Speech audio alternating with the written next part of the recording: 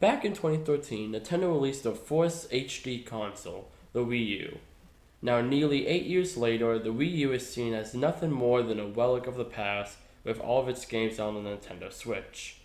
But I believe there is still a reason to own this neglected piece of Nintendo history, whether you're a die-hard collector or just looking to experience one of Nintendo's largest library of games. Now, I know the first question you're asking, Joey, why should I even buy a Wii U, let alone collect for it, when Nintendo has re-released just about every Wii U game on the Switch?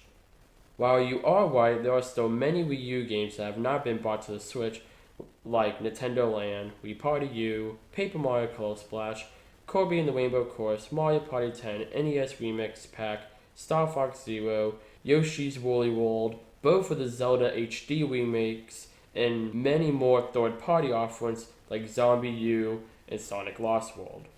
The main reason why many of these games haven't been brought to the Switch is because many of them heavily utilize the gamepad, and while they could try to port them over and adapt the games to the Switch, it would end up just being too clunky for some of these games.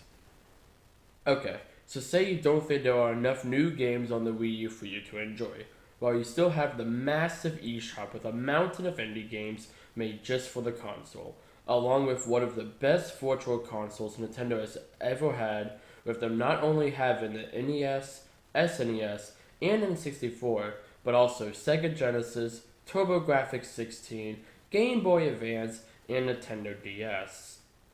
Of course, the Switch does have the NSO app, which has many NES, SNES, N64, and Genesis games, but there are still many games that are on the Wii U that aren't on the Switch. For the NES, we have games like Mega Man 1 through 6, games that originally used the NES Zapper like Duck Hunt, Hogan's Alley, and Wild Gunman, Earthbound Beginnings, and Castlevania 1 through 3. For the SNES, you have games like Mega Man X 1, 2, and 3, Harvest Moon, 3 different versions of Street Fighter 2, and the cult classics Earthbound and Super Mario RPG.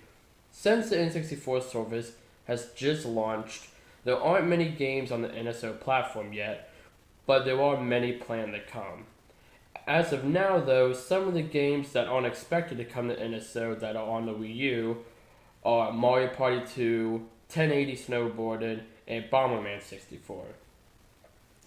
Of course though, what makes the Virtual Console one of the best is some of its other platforms, like the Game Boy Advance, which has over 70 games, and the Nintendo DS, which has over 30 games.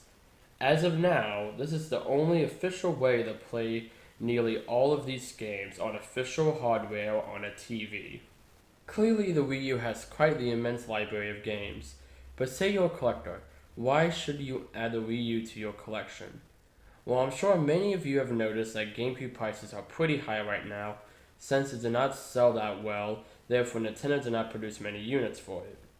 Now look at the Wii U, a system that didn't do well, therefore Nintendo did not produce many units for it.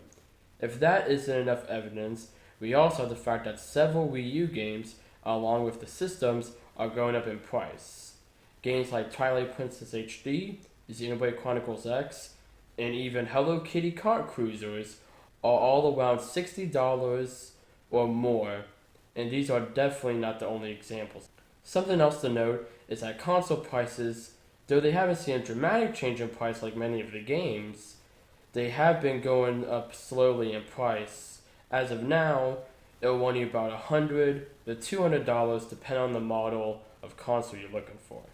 And that wraps up today's video. If you enjoyed it, give it a like. If you have something to say, put it in the comments, and subscribe for more videos like this one. Thank you all so very much for watching, and I'll see you all in the next one.